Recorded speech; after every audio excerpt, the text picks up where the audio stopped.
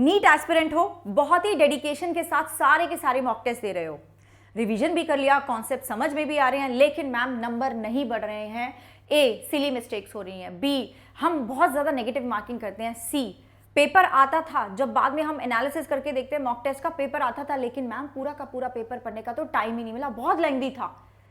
ये कुछ चीजें हैं बच्चे जो आपको नॉन सिलेक्शन की तरफ लेके जा सकती है अगर आपने इसको फिक्स नहीं करा। एंड आज के सेशन में मैं आपको यही बताने वाली हूं। So welcome everybody, I am doctor Gargi Singh, your biology educator. And आज के सेशन में मैं आपको जो बच्चे स्ट्रैटेजी बताने वाली हूं वो उन बच्चों की है, मेरे उन बच्चों की जो ऑलरेडी इंडिया के टॉप इंस्टीट्यूट में अब अपनी MBBS की पढ़ाई कर रहे हैं। So let's get started. देखिएगा, सबसे पहले तो एक बेसिक सी बात सारे बच्चों को पता होगी कि जो हमारा पेपर होने वाला है उसमें फिजिक्स, केमिस्ट्री, बायोलॉजी को भी मैं डिवाइड कर सकती हूँ बॉटनी एंड जूलॉजी। तो मैं रफली बोलूँ तो तुम्हारे पास 4 मान लो सब्जेक्ट है, ठीक है। अब उसमें फिजिक्स की बात करूँ तो सेक्शन ए, सेक्शन बी, चारों सब्जेक्ट में सेक्शन ए, सेक्शन बी रहेगा। ओके जी।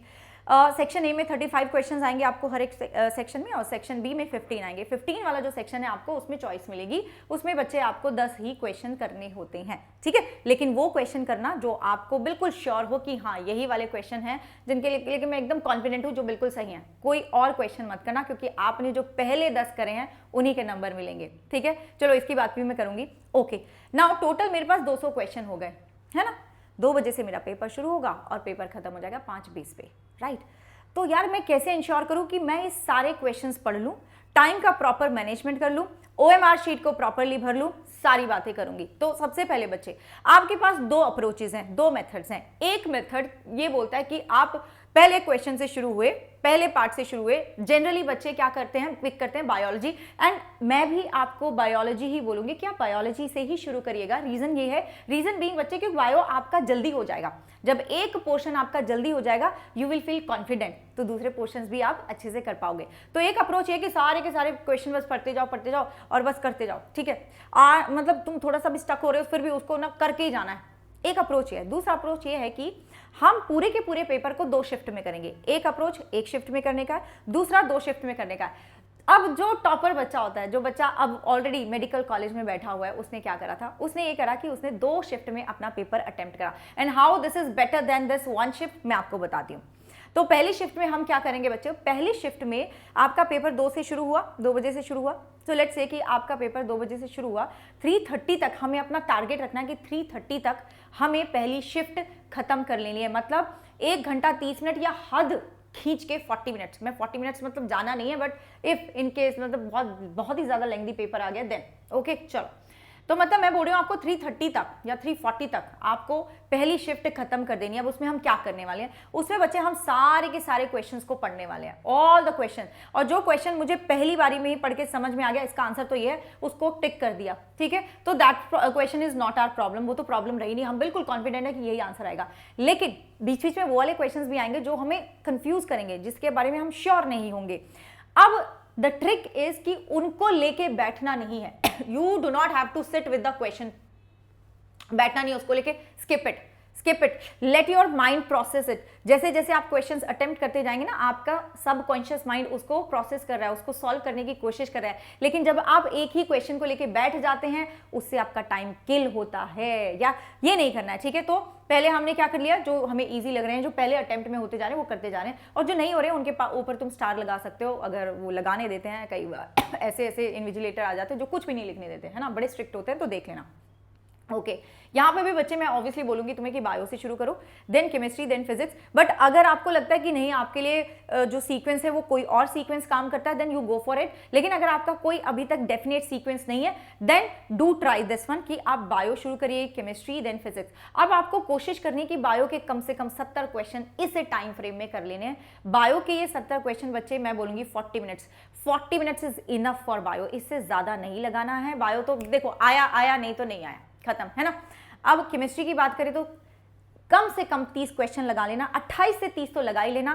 फिजिक्स में बच्चे 25 से 30 लगाने की पूरी कोशिश करिएगा, आपकी इस डिफाइंड टाइम में खत्म हो जाए, राइट। ओके, और मैंने बोला कि जो क्वेश्चन नहीं आता है अभी के लिए उसको छोड़ दो, उसको हम बाद में देखेंगे। कब देखेंगे, हम दूसरी शिफ्ट में देखेंगे। तो देखो, अब पहली शिफ्ट में मैंने क्या करा, पहली शिफ्ट में मैंने मेजर चंक जो मेरा था पेपर का उसको मैंने अटेम्प्ट कर लिया है। अब ये करने के बाद तो थोड़ा सा तो कॉन्फिडेंट तुम फील करोगे, एंड जब आप रिलैक्स होगे, आपका माइंड भी रिलैक्स होगा, तो आप अगले क्वेश्चंस के लिए अच्छे से तैयार होगे जो तुम्हारा माइंड पहले प्रोसेस नहीं कर पाया था, which is our second shift. इसको हम मतलब पूरी कोशिश करेंगे कि हम 4:45 तक खत्म कर दें इस शिफ्ट को भी। तो अब जो बचे हुए हमारे क्वेश्चन थे हम उनको देखेंगे, उनको अटेम्प्ट करेंगे। चलो जी, अब बच्चे एक और चीज मैं बोलूंगी, अगर किसी क्वेश्चन पे आपको लगता है ना कि नहीं मैं बिल्कुल श्योर नहीं हूं, उसको अटेम्प्ट, मतलब आई know you will be very tempted कि चलो तुक्का मार देते हैं, वो नहीं करना है प्लीज, वो मत करना। अगर आप बिल्कुल श्योर नहीं हो कि लच्छी ठीक है बी लगा देते हैं, सी लगा देते हैं, कुछ तो होगा ही नहीं, वो मत करना, फिर उससे नेगेटिव मार्किंग हुई। अब now since I was telling you कि आपने क्योंकि पहले क्वेश्चन देख लिए, आपने एक मेजर चंक खत्म कर लिया अपने पेपर का, now your mind is relaxed, your body is relaxed, so now you will be able to focus on those questions एक better way में आप उस पर फोकस कर पाएंगे। अच्छे से फोकस करोगे तो मिस्टेक्स भी कम होंगी, less chances of mistakes, right. तो ऐसे तुम अपनी मिस्टेक्स को कम कर सकते हो। और ऐसे ये टाइम मैनेजमेंट जो हो रहा है ना बच्चे, इसमें आप 200 के 200 क्वेश्चन पढ़ लेंगे। यस हमें 180 अटेम्प्ट करने होते हैं, लेकिन पढ़ने तो बच्चे हमें 200 ही होते हैं। तो ये टाइम मैनेजमेंट बहुत अच्छे से तुम्हारा चल रहा है, क्योंकि यहाँ पे आप उन क्वेश्चंस पे अटक नहीं रहे हो जो क्वेश्चंस तुम्हें कंफ्यूज करे, आप उसको स्किप करके आगे चल रहे हैं। पहली शिफ्ट में हमने वो निपटा दिए, अगली शिफ्ट में हम उन्हीं क्वेश्चंस को देखने वाले हैं। और क्योंकि मैं क्यों बोल रही हूँ कि आप 4:45 तक कर लो, बिकॉज आई ऑल्सो वॉन्ट कि लास्ट में ना 15 मिनट आपके पास वो भी होने चाहिए जिसमें आप कुछ क्वेश्चंस को रिविजिट करो, देखो कि अच्छा इसका आंसर यही होना चाहिए या नहीं होना चाहिए। हमेशा अपने पास ना एक बफर लेके चलना है आपको, राइट बच्चों। चलो तो इस 15 मिनट का जो हमने ये इसके बाद है, तो मतलब 5 बजे तक हमने रिविजिट भी कर लिया, क्वेश्चंस को रिव्यू भी कर लिया। अब उसके बाद मैं क्या करूंगी ना, अब OMR शीट की बात आती है। अब OMR शीट के लिए आपको बहुत सारे लोग बहुत सारी सलाह देंगे। नंबर 1, आपके लिए जो चीज काम करती है आप उसी से स्टिक रहो, ठीक है। नंबर 2, देखो अगर आपके पास कोई प्लानिंग नहीं है, then let me tell you आप क्या कर सकते हैं बच्चे।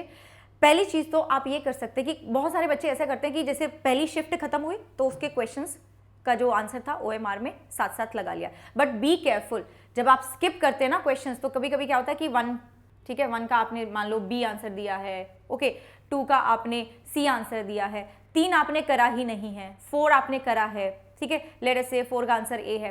तो आप जब लगा रहे हैं ना बबलिंग कर रहे हैं, तो आप देखते हो BCA, ऐसे कई बच्चे ऐसे भी करते हैं BCA, तो BCA लगा दिया, ये भूल गए कि बीच में 3 को स्किप करा है। वो मत करना, वो बहुत ही मेजर ब्लंडर हो जाते हैं और उसकी वजह से बहुत सारे बच्चों के आते हुए क्वेश्चन गलत हो जाते हैं। ये नहीं करना, ये बहुत केयरफुली करना है। तो मैं तुम्हें बोल रही हूँ कि 2 अप्रोचेज हो सकती हैं। एक कि तुम पूरा का पूरा जो मैंने तुम्हें बताया ना कि 2 शिफ्ट लगेंगी, एक शिफ्ट खत्म करी तो सारे के सारे आपने फिल कर दिए, दूसरी शिफ्ट में दूसरे फिल कर दिए। या फिर एक ये भी अप्रोच हो सकता है कि आप मान लो ग्रुप बना लो कि 20 क्वेश्चन के बाद मैं OMR शीट फिल कर दूंगा, 30 क्वेश्चन के बाद फिल कर दूंगा।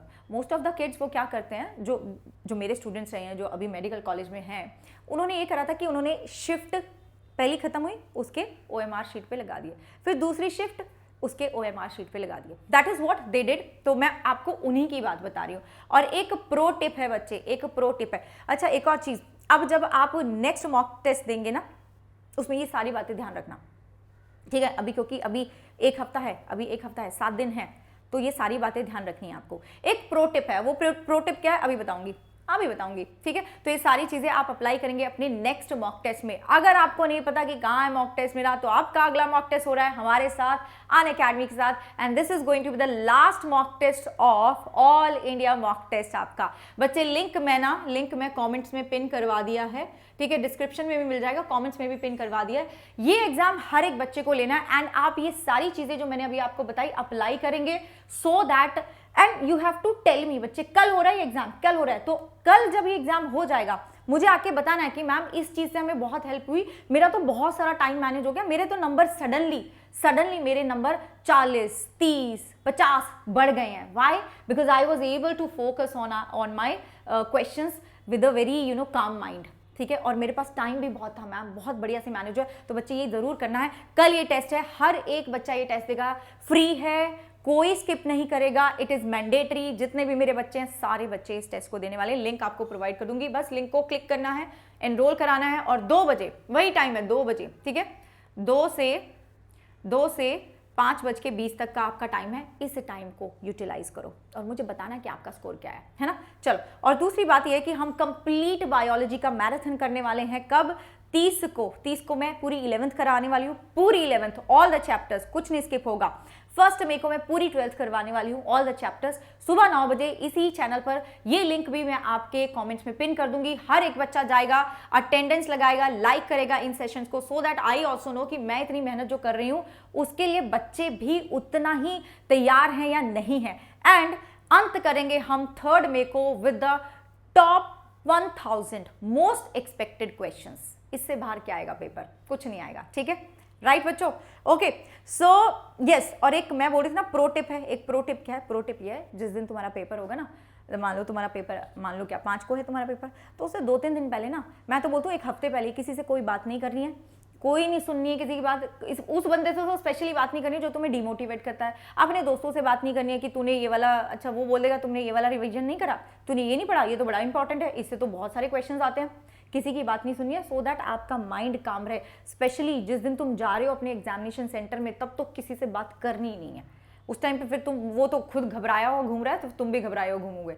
If you start your paper with this, then बच्चे कैसे, है ना? तो काम माइंड के साथ स्टार्ट करना है, आपको सब कुछ याद रहेगा, आप बहुत अच्छा करने वाले हो, भूलोगे नहीं, कुछ भी नहीं भूलने वाले, काम माइंड के साथ बैठना है। You will remember everything, you are going to rock the paper, ठीक है, because I know you are my kids, आप मेरे बच्चे हो, आप सब कुछ बढ़िया शानदार से करने वाले हो, आप फोड़ के आने वाले हो, और मैं आपको मिलूंगी नेक्स्ट मैराथन्स में, ठीक है? और ये पेपर बच्चे सबको देना है कल। Okay, bye bye, take care and